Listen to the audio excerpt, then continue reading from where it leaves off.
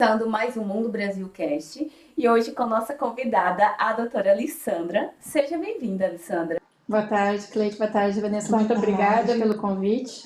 Nós que agradecemos. Bem-vinda, doutora Lissandra. E a gente quer começar hoje te perguntando como que foi a trajetória da sua vida, sabe, lá no Brasil, desde quando começou até o momento de você chegar aqui. Você conta um pouquinho pra gente? Bom, vamos lá. Então eu sou médica, né, de formação, minha profissão é médica oncologista, e a primeira ideia de vir para cá foi em 2003, né, que eu tinha feito toda uma formação na medicina e gostaria muito de passar um período fora do Brasil, na Europa, especificamente tinha mais interesse. Aí, então eu apliquei para uma bolsa de estudos, né, e no ano seguinte eu obtive a aceitação. E daí tive o segundo grande desafio, que era aprender o francês, né? Como era na Bélgica, era uma língua que eu não conhecia. Eu sabia o inglês, porque eu estudei, né? Embora no Brasil, os meus pais puderam, né, fazer com que eu estudasse o inglês. Então, o inglês era uma língua que eu tinha facilidade. Sabia um pouco do italiano, porque eu tenho uma cidadania italiana, né? Sempre pensei, talvez, em ir para a Itália. No fim, não foi isso que aconteceu, né? Mas vim para a Bélgica, então era uma terceira língua que eu tinha que aprender. Mas aí foi a motivação para vir, né? Fez com que durante um ano eu pudesse estudar e pudesse fazer uma prova da Aliança Francesa, na época, para eu conseguir obter o mínimo, né, de score para poder estar aqui e poder aproveitar da minha bolsa de estudos, que era parte do meu doutorado no Brasil. Eu já tinha feito mestrado na oncologia. E aí eu fui fazer o doutorado, então vir para cá, no princípio, né, com uma ideia de ficar durante 2 anos, que acabou se transformando em 3 anos, para eu poder terminar o meu projeto, né, até ter adaptação e tudo no primeiro ano, e fiquei durante esses primeiros 3 anos aqui, na primeira vez que eu vim para a Europa. E esse primeiro momento que você veio para cá, para a Europa, foi um choque para você de cultura? Ou foi legal porque você já estava se preparando para vir? Foi bem estimulante, mas foi um choque, porque a gente vem de um país, apesar de eu ser gaúcha, né, do Rio Grande do Sul, onde as pessoas são mais fechadas, eu senti muita aquela questão que a gente diz a frieza, né, do norte da Europa, as pessoas mais distantes, né, menos diálogo, menos barulho, né, menos conversa. Então, assim, isso é um choque, né, no início a gente fica um pouco perturbada com isso, perturbada com a questão do clima também, porque tem menos sol, menos luz, né? As pessoas parecem mais tristes, mais isoladas, né? Eu sou médica e, sim, e como eu lido com pessoas com câncer, né? Eu sentia que as pessoas eram muito pouco apegadas à família, né? Tinham vidas muito independentes, mas é uma outra cultura, né? Então acaba que a gente acostuma com essas diferenças e acaba descobrindo coisas boas também, do lado, né, desse lado mais, que parece no fim mais frio, mas que na realidade eu diria que dificulta um pouco mais o acesso às pessoas, mas no momento que a gente tem amigos e consegue conhecer as pessoas, fica uma coisa bem interessante, bem legal. Sim, que legal. E tem quanto tempo ao total assim que você já mora aqui? Bom, eu vim a primeira vez, fiquei 3 anos, eu voltei para o Brasil. Ah, você voltou! Voltei 3 anos para o Brasil e essa volta foi bem difícil, né? A volta é bem difícil, porque 3 anos eu acho que é um período já suficiente para a gente pegar muitos hábitos daqui, gostar de certas coisas que a gente volta para o Brasil e não tem mais, não gostaria mais de deixar, né? E eu acabei, claro, comecei a me reacostumar com o Brasil, mas no final do 3º ano eu tive a oportunidade de voltar. E na época isso foi uma coisa que também me motivou de novo, né? Não voltar para estudar, mas para voltar para trabalhar, né? Sim. E aí eu acabei decidindo, vendi o meu carro, eu tinha um apartamento, aluguei o apartamento, disse para minha família, tomei decisão e peguei 2 malas e vim para Bruxelas, né? Já conhecia a cidade, o país, então isso facilita um pouco, mas eu saí do meu emprego lá, que era um emprego público, né, na universidade. Sim. Eu deixei para tentar uma outra coisa na vida, porque eu queria, né, um outro tipo de desafio, né? Sim. Acho que faz parte da vida. Bem válido, né? Eu tô aqui desde 2009 de volta. Já é um tempinho bem... Bastante, né? Realmente, já agora dá pra se tornar já virou belga, já. Com hábitos e tudo. Alessandra, você é de Rio Grande do Sul, correto? E você é da cidade de Santa Maria, e eu acredito que a maioria das pessoas também que estão nos assistindo passou a conhecer também a cidade de Santa Maria por uma tragédia que aconteceu, que agora voltou à tona todo esse assunto, que foi o incêndio da Boate Kiss. E hoje mesmo, antes da gente começar a gravar, a gente voltou a conversar sobre esse tema. E a Alessandra, ela sente uma certa tristeza, na realidade, de falar desse assunto, porque ela tinha conhecidos que tinham filhos, correto? E que chegaram às vezes, a falecer ou ficaram com uma deficiência, e se tratando de problemas que ocorreram devido a esse incêndio. O que você contaria de história pra gente, já que também esse assunto veio à tona novamente por conta da série do Netflix? Eu acho que foi muito triste, assim, de ver isso que aconteceu, e pelo fato da gente sair, a gente vê como tem coisas no Brasil, né, que não são bem organizadas, pelo fato de ser um país que tem muitas outras dificuldades, né, mas a questão do formato nessa boate, as pessoas como entram lá dentro e que elas não podem, na verdade, tem que consumir e pagar, né, as suas contas antes de sair, e numas saídas que não eram talvez as mais adequadas, que foram impedidas de sair no momento que tinha um incêndio. Isso impediu que muitas pessoas pudessem se salvar. Então é muito triste a gente ver assim que algumas regras, né, no Brasil não existem, mas é por falta realmente de organização, porque tem tantas outras coisas mais importantes: a saúde pública, a educação, a miséria, né, a violência. Então, assim, é um país que não tem, né, a possibilidade de se preocupar com tantas coisas como de uma maneira mais fácil, né, num país como a Bélgica, que é um país que, enfim, que tem mais condições e onde as coisas são diferentes. Verdade. É muito triste essa situação, na verdade impactou não só o Brasil, mas como o mundo todo, né? E toda vez que a gente realmente lembra e fala desse nome, Santa Maria faz, né, a gente lembra da Boate Kiss, Sim, infelizmente, pelo acontecido. Mas mudando de assunto, você é específica, médica específica, oncologista, correto? E o que um oncologista faz? Conta para o pessoal que, né, às vezes eles não têm noção do que seria. O médico oncologista é o médico clínico que trata o câncer, né? A nossa principal função é tratar o câncer, depois diagnosticado pelo cirurgião, ou, né, no caso do hematologista que faz oncologia, no caso de um diagnóstico de um linfoma, de uma leucemia. Então, assim, a minha função é prescrever quimioterapia, imunoterapia, né, ou tratamentos sistêmicos de endocrinoterapia para os pacientes com câncer, seja para curá-los ou para tratar doenças que já são mais avançadas, que têm o objetivo também, então, de melhorar a qualidade de vida e a sobrevida deles. Além de educar as pessoas que têm um câncer, né, a não ter uma recidiva do câncer, a mudar hábitos de vida, e também orientar em relação àquelas pessoas que têm um risco, né, maior, um risco genético, né, de fazer todo o rastreamento genético para as pessoas que são nessa população de risco. Então, mais ou menos isso. Interessante. Quando a gente fala câncer geralmente já dá aquele arrepio, sim, né? É uma área muito complicada, assim, você como médica, sua estrutura emocional, ela fica bem abalada por questão de tratar pessoas com câncer? Ou para você já é mais natural por você ter estudado e ter trabalhado nessa área? Eu escolhi ser médica na família, não tinha médicos na família, e eu escolhi fazer oncologia, e perdi a minha mãe, né, com 23 anos, com câncer, mas um câncer, no caso, uma leucemia, né? E isso me fez com que fosse bastante difícil decidir ainda manter a oncologia como uma escolha, mas o fato de eu gostar muito da patologia, no sentido da pesquisa, né, das novas coisas que surgiam e tudo, e a questão também psicológica, lidar com a morte, é uma coisa que sempre me fascinou muito, né? E na história a gente sabe, né, que a morte hoje em dia ela é encarada de uma forma, né, como se fosse uma derrota, mas sim, há muitos e muitos anos atrás a morte na verdade era o auge, né, do acontecimento das pessoas. Então, assim, esse tema me fascinou, né? Então, assim, eu acho que a gente aprende muito na vida lidando com pessoas em fim de vida. E Agora, eu não vou te dizer que seja fácil, não é. Não é fácil porque a gente tem também as nossas próprias barreiras, né? E é claro, eu escolhi a medicina porque eu não quero que as pessoas morram, né? Sim. Eu quero que elas vivam, né? E a oncologia mais ainda, porque a gente quer curar o câncer.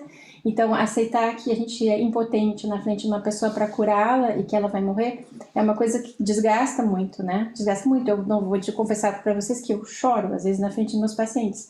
Mas essa coisa humana que a gente tem que usar para lidar com as situações. É uma coisa que, se a gente for ver no mundo de hoje, é uma exceção, né? A gente tem tanta tecnologia, tantas coisas, né, artificiais, tanto coisa que poder lidar, né, conversar e ver todo esse aspecto, né, realmente da vida humana, né, ver a pessoa se fragilizar na tua frente, porque quando ela se fragiliza, ela vai colocar problemas que estavam escondidos, né? Então, muitos problemas familiares, de relacionamento vêm com isso. E a gente tem que lidar com tudo isso, né? Então a gente aprende, viu? A gente aprende a ter uma. Perguntaste como é que é? A gente aprende a criar uma separação, né? Sim. Entre a gente e o paciente, assim, uma barreira. Mas às vezes essa barreira pode ficar um pouco mais frágil, né? E eu vou dizer, para colocar para vocês aqui, eu estou mudando de instituição de emprego, né, atualmente. E eu vou ter que deixar os meus pacientes para ter novos pacientes. E o fato de eu deixar os meus pacientes é uma coisa que, para mim, embora com anos de experiência, é bastante difícil. Né? Porque a gente cria um contato, um vínculo muito grande. Lissandra, e em algum momento nessa tua trajetória, já nessa área específica, você se sentiu mais frágil por ter que acompanhar um processo de pacientes com câncer e até o final da vida eles decidirem, bom, eu quero ser desligado em tal data. Chegou algum... Sim, a minha grande dificuldade aqui foi a questão da eutanásia, né? Porque eu sou brasileira, sou católica, né? Nascida católica, e para mim a eutanásia era um procedimento impossível, assim, de fazer. Tive alguns pacientes, né, que fizeram pedido, não todos acabaram fazendo no final, mas faz muito pouco tempo que eu consegui eu mesma, né, fazer para uma paciente minha, né? Porque era uma barreira cultural, né? Uma barreira que não existia. Hoje não, hoje eu encaro isso de uma forma diferente, né? Então isso eu acho que sair do teu país, sair da tua terra, né, ver outras culturas, outras pessoas, faz com que a gente se torne muito mais tolerante, né? E que a gente aprenda coisas que não fazem parte da nossa cultura. E hoje em dia eu acho isso uma coisa normal, assim. Um paciente meu faz um pedido de eutanásia, é uma questão, é um direito, né, dele, e a questão de ter uma morte tranquila e não ter o sofrimento que o câncer, né, ocasiona, tanto psicológico quanto físico, se é a escolha dele, é um direito dele, né? Então a gente tem que entender isso e saber que a gente está ajudando a pessoa que está na nossa frente. Mas no início não vou dizer que foi fácil, porque não era, né? Mas em algum momento você acabou se envolvendo com aquela decisão de sofrer junto com o paciente? Suponhamos que o paciente falou assim, olha, eu desisto. Tentando fazer ele mudar, né? Até mesmo de ideia. Eu acho que não, porque é um processo, não é uma coisa assim, uma hora chega e a pessoa te diz aquilo. É uma ideia que tu vai desenvolvendo nas consultas, porque o paciente oncológico que tem uma doença avançada são pacientes que tu vê eles muito seguidamente, cada 3, 4 semanas. Então imagina, ver o paciente, às vezes vem com o marido ou vem com o filho, né? E a gente abre, né, a questão da possibilidade de falar sobre a questão de fim de vida, né? Isso tem que ser uma abertura. Então a conversa vai correndo naturalmente e a decisão naturalmente. A maioria dos pacientes não querem isso. A maioria dos pacientes que a gente fala de cuidados de suporte, que a gente chama, são os cuidados de conforto, tratar dor, tratar coisa, e eles aceitam isso, né? Mas alguns não. E claro que a gente tem que educar o paciente também, né? Eles querem saber assim, por quê? Eu vou morrer, mas vou morrer de quê? Como que eu vou morrer? O ser humano tem medo do sofrimento, né? Não é a morte, é o sofrimento que pode decorrer da situação do câncer. Agora, se a gente explicar que esse sofrimento físico pode ser aliviado com remédios, com medicamentos, a situação muda, sabe? E o paciente também não quer ser abandonado, né? Então, isso é uma outra questão que a gente tem que lidar com o médico especialista, principalmente, né? É a questão de ou acompanhar o paciente até o fim ou fazer uma boa transmissão para o médico de família. Que aqui na Bélgica, né, os médicos de família, que é uma medicina generalista, né, eles acabam ocupando muito espaço e nos ajudam muito, né, de sair da medicina hospitalar e ir para a medicina realmente dos pacientes que querem morrer em casa, por exemplo, né, que a estrutura social aqui permite, né, pela Mutuelle, que esses pacientes tenham, né, um reembolso de cuidados em casa, com uma estrutura de enfermagem, o médico de família que passa em casa, ou então delegar, né, esses pacientes ir para as estruturas de cuidado de suporte, que são estruturas como um hospital, só que dão muito mais liberdade à família para poder vir visitar e tudo mais. Poxa, que legal. Eu vou te fazer algumas perguntas relacionadas a você disse se é mito ou verdade que isso gera câncer. Tá vendo? Vamos lá, gente, a gente vê de tudo na internet, então a gente tá com uma especialista que a gente vai aproveitar. É verdade que o micro-ondas, as coisas esquentadas no micro-ondas, dá câncer, propaga o câncer mais rápido no nosso organismo? Não. Mito ou verdade? Mito. Já podem utilizar mais o micro-ondas, tá, queridos? Outro que o pessoal pergunta e fala muito, comenta. Foi até uma das perguntas de um dos nossos seguidores. Eles mandaram se o silicone, ele sendo colocado... Na verdade, ela não perguntou, tipo, qualidade, mas o silicone em si, ele sendo colocado, ele pode gerar um câncer? Não, o silicone teve uma grande história em 2019, eu acho, que foi a história dos casos, né, de linfomas anaplásicos que foram diagnosticados com maior frequência nas próteses de silicone que vinham sendo colocadas há uns anos anteriores, né? Então teve uma correlação realmente dessas próteses de silicones que foram retiradas do mercado com casos de linfoma que eram casos mais de doenças localizadas que eram retiradas. E isso disse na época, né, que era por causa do tipo de silicone que era usado, que tinha uma superfície rugosa, alguma coisa assim. Então, efetivamente teve, né, essa descrição de casos, e o restante das patologias que já se falou, e tudo são patologias que não estão completamente confirmadas. Agora, o que a gente tem que ter consciência é que o silicone é uma substância estranha no corpo da pessoa, né? Sim. Então, assim, eles são todos testados e tudo mais, né? Quer dizer, os silicones do mercado hoje são silicones seguros, mas claro que certos cuidados têm que se manter, né? Então, a revisão da prótese, né? Se tem silicones próteses que podem liberar o silicone, que pode ir no tecido mamário. Não que isso vai causar câncer, mas é uma substância estranha para o organismo que deve ser bem controlada. Que pode ser rejeitado, né? Que pode ser rejeitado, que pode causar inflamações, pode causar, né? Coisas mais. Tem a questão também da mamografia, né? Se perguntar, será que a mamografia não teria impacto, né, de danificar, né, a prótese de silicone? Porque a mamografia é um exame bem... você tem uma pressão muito forte, né? Sim. Então, assim, em princípio, essas próteses são feitas para resistir a esse tipo de coisa, mas acidentes podem acontecer.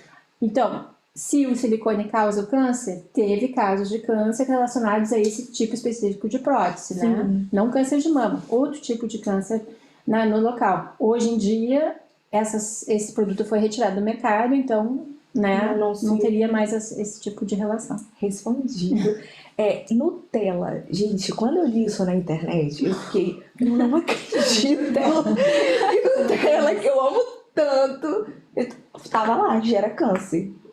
Você já ouviu falar de alguma coisa? Não, o que existe é que os alimentos altamente processados, né, que são os alimentos que são muito modificados, né, esses alimentos têm conservantes, têm substâncias que são potencialmente carcinogênicas. Então não é a Nutella que tem que ser responsabilidade de tudo, mas se a gente vai no mercado, né, e pega aquela área dos biscoitos, das bolachinhas e coisas que estão todas empacotadas, se tu olhares a etiqueta, tu vais ver que tem um monte de conservantes, não sei o que, E se tu olhares numa tabela, muitos desses conservantes são considerados danificosos, que podem danificar o organismo, né? Tem os perturbadores endocrinianos também, que se fala, né? Então, assim, a lição que eu acho que a gente tem que ter para prevenir o câncer é que alimentos altamente processados e com muito conservantes não são bons para a saúde. Então, se nós pudermos comer mais legumes e frutas e coisas naturais, a gente vai beneficiar e vai ter o menor risco de câncer, porque a maior parte dos cânceres a gente não tem uma causa específica. Grande parte deles. A gente atribui isso a mutações aleatórias, né? Que são alterações celulares que não têm uma origem específica. E talvez essas substâncias, né, que a gente consome no dia a dia possam ter algum impacto nisso, mas a gente não tem nenhum estudo que possa provar, até porque é difícil, né? Sim. Como é que a gente vai fazer um estudo dizendo, vai ser só a Nutella, vou comer só a Nutella agora para ver se daqui 20 anos eu vou ter um câncer? Não tem, né? Sim. Então vai comer Nutella, vai comer coisas que protegem, Pois então tu vai é. ter resultados que vão ser distorcidos, né? Verdade. E o último de todos, pra finalizar, que eu também fiquei assim, é o batom mate. Disseram que se você passar uma grande quantidade de vezes durante o tempo, pode trazer câncer para a boca. Mito, verdade? Não, eu acho que está relacionado também com a questão dos produtos, né? O que eles usam para conservar o produto. Mas eu acho que esse é um pouco mito dizer que vai ser em algum lugar. Não tem nenhum estudo que mostre isso, né? A mesma questão do desodorante, né? A pessoa diz, o desodorante antiperspirante também causa câncer? Não, isso é um mito, né? Isso é um mito que ficou por muito tempo, a gente olha na internet e ainda tem isso, né? Gente, vocês estão vendo, né? Vocês estão de prova, vocês viram. Mas é a questão dos produtos industrializados, né? Então, assim, o grande movimento hoje no mundo é a questão partir para o biológico, partir para o menor, né? Porque em menor escala, por quê? Porque a gente se deu conta que a vida, né, hoje em dia está muito industrializada, tem muitos produtos que a gente não tinha o contato previamente, né? E talvez seja isso, então, que dê, né, fatores de risco maior, mas dá muita energia. Às vezes, produtos cosméticos dão muita energia na pele, essas dermatites de contato, né? Isso tem bastante. Os hematologistas enchem o consultório com isso, né? Mas não chega vai gerar o câncer, não, né? Tá bom, obrigada. Eu tenho uma outra questão também sobre mito e verdade. Antes também, isso acho que na internet também, mas já uns 5 anos atrás, falava que o uso de sutiã causava câncer de mama. Nossa. Mito? Eu falei assim, não quer. Mas é mito. É mito, é mito. Ai, já encerrando essa parte de mito ou verdade, como que suponhamos que eu posso ter fazer esse tratamento precoce? Não seria um tratamento precoce, né? Mas me proteger para não ter um câncer de mama. Sim. O que eu poderia fazer? Bom, o câncer de mama é uma patologia multifatorial, né? Uma patologia que tem várias causas. Mais ou menos, tem entre 5% e 10% dos cânceres de mama podem ser considerados genéticos, né? Que as pessoas se preocupam muito, a alteração genética que vem com genes que predispõem ao câncer desde o nascimento, é uma minoria de casos, né? Pode ser hereditário, ou seja, o fato de ter alguém na família que tenha câncer de mama pode predispor, né, a uma tendência maior do que a população em geral a ter o câncer, que não é genético, né, tão alto quanto o genético, mas é hereditário, né, se tu não tem ninguém na tua família, teu risco é um risco, né, normal da população em geral. E tem os fatores externos, né, então a gente diz que a menarca, né, a primeira menstruação muito cedo, a menopausa muito tarde, né, o fato de não ter filhos, né, porque a questão da gravidez protege contra o câncer de mama, a amamentação, assim, o aleitamento, né, protege contra o câncer de mama, a questão da pílula anticoncepcional, hoje muito menos falado, porque a dose dos hormônios anticoncepcionais diminuiu muito, né, antigamente era muito maior, mas também pode apresentar um risco maior. A questão da terapia hormonal substitutiva ainda resta, é um fator de risco para o câncer, que é utilizada hoje em dia em menor escala, mas há 15 anos atrás as mulheres não paravam mais de menstruar, né? Entravam no climatério, que é o período que antecede a menopausa, começavam a usar os hormônios, né? E para quê? Para evitar os calorões, né? Para evitar os outros problemas, né? Se justificava pela osteoporose também, porque diminui o risco de osteoporose, porque diminui o risco cardiovascular, né? Que as mulheres acabam empatando, né, com os homens quando caem na menopausa. Então isso tudo justificava, não, a mulher tem que usar, vai ficar mais jovem, a pele fica melhor, o cabelo, né? A questão hormonal, a questão do prazer da mulher e coisa, então se dava isso e as mulheres adoravam, só que daí se viu que realmente isso aumentava muito o risco de câncer. Então isso cada vez foi diminuindo e as indicações são cada vez mais específicas. Por quê? Porque a menopausa, a osteoporose, por exemplo, tem outros tratamentos, né, que são úteis e que não envolvem hormônios, que são os estrogênios, né, que são os principais responsáveis, né, pela questão do câncer, e são aqueles que fixam o cálcio no osso, né? E para a questão cardiovascular, no final se viu que não era realmente ligado à questão de utilizar a terapia hormonal que protegia realmente a mulher. Então, realmente são hábitos de vida, né? Então, aí, para o câncer de mama específico é isso, mas de uma maneira geral, né, a gente sabe que o maior fator de risco do câncer é o tabaco, né, o tabagismo. Então, esse é o maior fator de risco do câncer. O álcool, né, embora as pessoas defendam ainda, né, a beber um copo de vinho, a gente sabe que o álcool, o ideal mesmo é não beber, né? Claro que a gente não vai se fechar, mas o álcool também é um fator de risco para o câncer.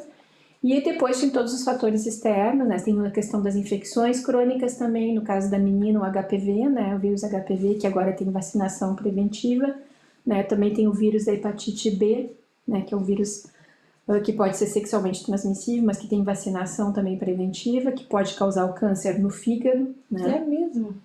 Então, são infecções que são ligadas ao câncer. Um hábito muito importante e que a gente não faz, né, cada vez menos, é o exercício físico. Então, o exercício físico, ele previne o câncer e previne a recidiva do câncer. As pessoas cada vez menos fazem exercício físico. E, na verdade, o exercício físico, ele melhora o peso, né, porque a obesidade, que provoca um estado de inflamação crônica, né, ela também causa muito câncer. Então, o exercício ele ajuda, né, a diminuir essa inflamação crônica da obesidade, ele mantém as células sadias, né, oxigenadas. É muito importante. Então, assim, na verdade, as pessoas deveriam fazer pelo menos 30 minutos de atividade física por dia, né, para poder ter um menor risco do câncer, evitar mais medicamentos e envelhecer de uma forma Mais saudável. né? Tira uma dúvida minha, eu acredito que pode ser a dúvida também de muita gente que está em casa. O câncer de mama, ele dá somente em mulher ou também dá causa em homem? Sim, o câncer de mama é uma patologia, embora rara, que pode existir nos homens também. E os homens geralmente têm uma origem genética no câncer de mama. Interessante. É. Então, você falou sobre ser hereditária. Essa era a pergunta de um dos nossos seguidores que eu tinha separado, o Berg Cristo. Ele tinha justamente perguntado isso, né? Ter várias pessoas, ou às vezes uma bisavó teve, corre o risco de ser hereditário e chegar no bisneto, por exemplo? Hereditário ele pode ser, no momento que tem alguém da família, né, do mesmo tipo de câncer, ele pode ser considerado hereditário, mas não quer dizer que seja genético. Então tem que fazer o teste, né? Porque o genético tu tem que passar por uma consulta com um especialista em oncogenética, que vai fazer o que a gente chama de árvore genealógica, né? Que vai considerar toda a história familiar, os avós, vai pegar toda a família, né? Ver quais são as pessoas que foram afetadas pelo câncer e segundo os dados dessa árvore, o médico aconselhador, né, o oncogeneticista, ele vai dizer, não, a senhora tem uma recomendação de fazer um teste. Mas quem faz esse teste é a pessoa que teve o câncer. E aí, se essa pessoa que teve o câncer faz o teste vem positivo, aí vai se fazer o aconselhamento genético, né? Ou seja, antes se faz o aconselhamento para dizer qual é o impacto desse teste, porque a pessoa tem que aceitar que se ela fizer esse teste, ela tem um risco, e a mutação ela é existente, ela tem um risco maior de ter câncer na outra mama, e tem um risco, às vezes, de ter câncer de ovário. Então, a pessoa tem que saber se ela está disposta a ter essa informação, né, a saber disso, porque tem que saber se ela vai realmente, né, ela tem uma recomendação de fazer uma prevenção mais, né, um rastreamento mais intensivo, e isso pode ser um fator de estresse muito grande. E essa pessoa com o teste positivo, daí vai ter como acessar as outras pessoas da família para virem também fazer o seu teste. Então, a abordagem do câncer genético é uma abordagem à parte. Hereditário é outra coisa. Hereditário diz assim, então, tu teve alguém na família com câncer, por exemplo, se eu tenho uma mulher que tem calorões, né? Tá na menopausa e quer fazer terapia de reposição hormonal, quando ela vai discutir com o seu médico, né, o interesse da terapia, fazer ou não fazer, uma das perguntas do médico é, tem história de câncer na família? De mama? Ela vai dizer, tenho. Então o seu risco pode ser um pouco maior do que o risco de uma pessoa que não tem. Então, isso pode pesar na decisão de fazer uma terapia hormonal substitutiva ou não, por exemplo. Por exemplo, né? Um exemplo. Gente, que interessante. Para finalizar, que o nosso tempo já está corrido, mas, gente, é tão interessante, né? São coisas que a gente vê tanto na mídia e é tão, assim... como que eu posso falar? São muitas reportagens, né? Um fala uma coisa, outro fala outra. Então é bom a gente estar de frente com um especialista, fazendo uma pessoa que está ali todo dia, sabe, né, como responder a gente. Então, assim, para finalizar, a última pergunta é: Uma situação que aconteceu com uma amiga minha, ela foi fazer uma dieta, e olha só, ela adolescente tomou muito vinagre. E aí ela não comia. Ensinaram ela que ela tinha que tomar vinagre em jejum que ela emagreceria. Ela literalmente emagreceu, ela perdeu 20 quilos. Porém, o sangue dela, ela só tomava vinagre e água, vinagre e água. O médico disse que por um triz ela não ficou com câncer no sangue, que é o leucemia, né? Leucemia, me corrija se eu estiver errado. É leucemia. E por um triz, ela não ficou, ela começou a passar muito mal, ia ter vários problemas, foi pro médico e ela foi contar pro médico o que ela estava fazendo, que era tomando água com vinagre, praticamente assim, o dia todo em jejum. E aí ela quase ficou com leucemia, ela teve que fazer vários tratamentos para poder recuperar, e o médico disse, ó, mais um pouco, se você continua fazendo isso. Teve alguma coisa, alguma relação mesmo? Não, acho que o vinagre e a leucemia não. O que deve ter acontecido provavelmente é que ela ficou desnutrida, né? Desnutrida e muito pode fraca. Gerar Não, desnutrida e fraca porque não comeu, né? Então, assim, ó, ela deve ter ficado com uma anemia, porque ela não comeu mais, né? Então, na verdade, a situação dela, a fragilidade é pelo fato de não ter comida. A gente precisa comer e precisa tomar água, né, todo dia. Então, assim, ela não comeu, ela desnutriu, né, perdeu muito peso. Ela ficou muito fraca, então por isso que ela estava mal. Agora, isso relacionar com a leucemia diretamente, eu acho que não. Porque ele disse que o sangue dela já estava virando água. Sim, porque ela fez uma anemia, pelo né? fato de não ter comido, comer. né? Porque quando a gente come tem substância, tem o ferro, né? Tem que vai formar, que vai dar oxigênio para as células e tudo, né? Então, como ela não comia, ela poderia morrer de inanição, né? Até Entendi. porque vinagre não é alimento, não é né? Eu imagino que a ideia do vinagre era para limpar o organismo. Sim, sim. Mas não é um bom... Hoje tem muito as pessoas que fazem o tal do jejum, né? Jejum intermitente, coisa que tem isso, né? E Sandra, eu tenho uma outra pergunta para te fazer. Imagina que a mulher ela descobre o câncer de mama e aí faz outro tratamento e esse câncer é curado. Só que depois de muito tempo esse câncer volta e ela começa a fazer novamente o tratamento. Quando ele volta uma segunda vez, ela consegue realmente ser curada desse câncer ou ele vai ficar sempre indo e voltando? Bom, quando a gente trata um câncer inicial na mama, né, a gente nunca diz que o câncer está curado. Embora, né, o cirurgião diga, tirei o câncer, acabou, né? A gente sabe que o risco de volta sempre existe, mesmo que seja um câncer bem, como é que eu vou dizer, que seja um câncer, mas que seja um comportamento biológico benigno, né? Então a gente não diz isso para o paciente, a gente sempre fala em remissão, né? O termo que a gente usa é esse. Quando o câncer volta, a gente faz o mesmo objetivo, né? Quando ele é localizado na outra mama ou na mesma mama, se trata como se fosse para curar, né? O objetivo é esse.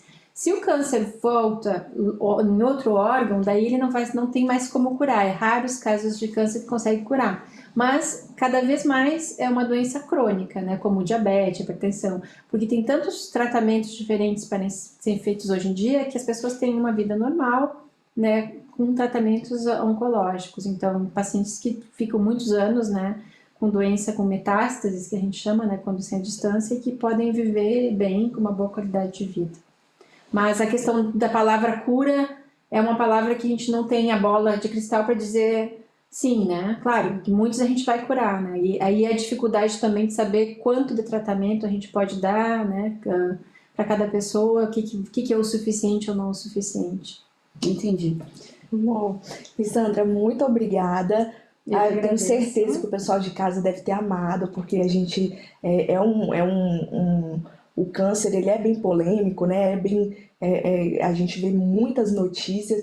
E assim, só a última, gente, não briga comigo, só a última para finalizar, porque é muito interessante. A última pergunta para finalizar, se já houve algum paciente nesses anos todos, né, de experiência e de trabalho que você já fez nos hospitais, eu gostaria de saber se já teve alguma situação de algum paciente que estava num estado assim bem complicado, que mesmo com tratamento, você sendo doutora, já sabendo da situação, mesmo tendo a esperança, né, da cura, mas você viu que a situação era bem complicada e houve sei lá, como que a gente pode dizer, um milagre?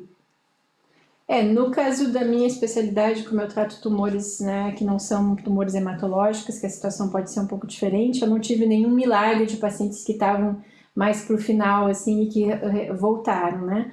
Mas teve alguns casos interessantes, né, de pacientes com doença de metástase já, que tiveram uma resposta ótima e que estão há mais de 5, 6, 7 anos sem evidência de volta da doença, né, e que tinham metástase. Então, tem 1 ou 2 pacientes assim, e provavelmente esses pacientes estejam curadas, mas, como eu disse, né, a palavra cura a gente não utiliza, né, Sim. mas são situações gratificantes, porque uma das minhas pacientes era uma paciente que tinha até operado a mama na época, e a gente diagnosticou de metástase depois, e ela não pensava nem fazer uma cirurgia de reconstrução, por exemplo, no início, porque ela achava que tinha metástase. Isso mudou, né, durante a evolução toda com os anos que se passou, como a gente não tinha mais evidência, ela fez uma cirurgia, ela começou a aproveitar a vida sempre como se fosse o último dia, né, quando achava que tinha metástase, e no fim a vida dela foi indo, o filho dela teve filhos, ela tem netos, né, os netos estão grandes, Legal. e ela tá lá, né, ela tá lá super bem.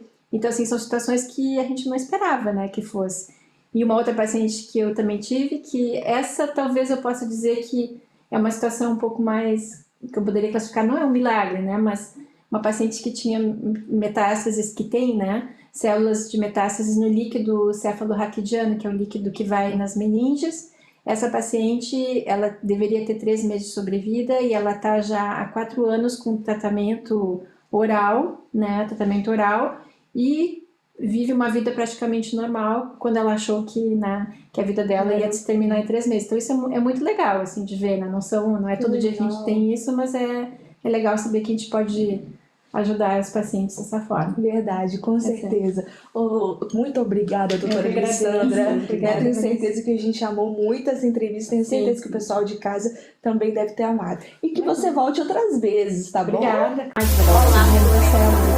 como ela não comia, ela poderia morrer de inanição, né? Até porque vinagre não